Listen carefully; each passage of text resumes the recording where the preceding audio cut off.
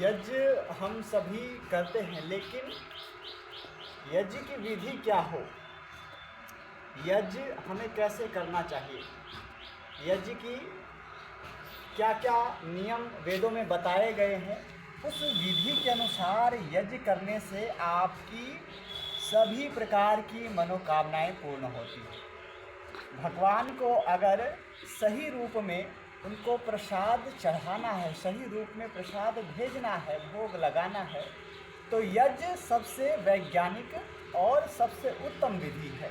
Science की दृष्टि से देखें तो हम जो भी इसमें घी या जितनी भी औषधियाँ हैं हम डालते हैं, वो तुरंत इस पंचभूत तत्वों के माध्यम से उस परमात्मा के पास पहुंच जाता है, उसको भोग तुरंत चढ़ जाता है।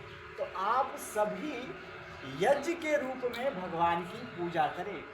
यज्ञ की महिमा पूरे वेदों में गाई गई है, इसलिए आप सभी यज्ञ करके अपनी सभी उत्तम से उत्तम कामनाएं पूर्ण करें, उत्तम से उत्तम स्वास्थ्य पाएं और उत्तम से उत्तम अपने चारित्रिक निर्माण करें। क्योंकि यज्ञ करने से आपके घरों में हर एक प्रकार की सुख शांति बनी रहेगी और आपके शरीर में निरोगता बनी रहेगी, आपका शरीर, आपकी काया कंचन रहेगी।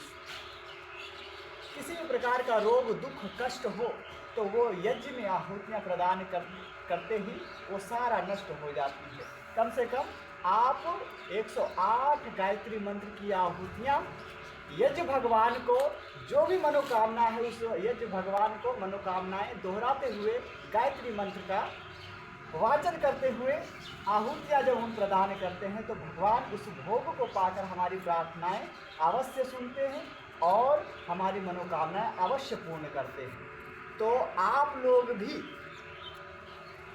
फूल पत्ती अगरबत्तियाँ चढ़ाते हैं, अच्छी बात है, लेकिन इस जो पूजा पद्धति का जो विशेष विधि है, पूजा पद्धति का विशेष जो भाग है यज्ञ, उस यज्ञ को आप छोड़ देते हो। इसीलिए यज्ञ से या फिर पूजा पद्धति से जो आप अभी अपने समाज में करते हैं उससे विशेष लाभ नहीं होता। इसीलिए वेदों के अनुसार यज्ञ कीजिए।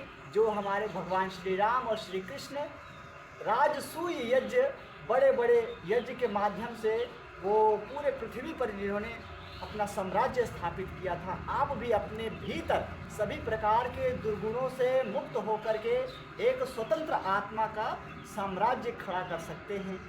आत्मा के विकास के लिए और उनके मोक्षार्थ के लिए आप अपने अगले जीवन के लिए एक सही दिशा प्राप्त कर सकते हैं इस यज्ञ के माध्यम से।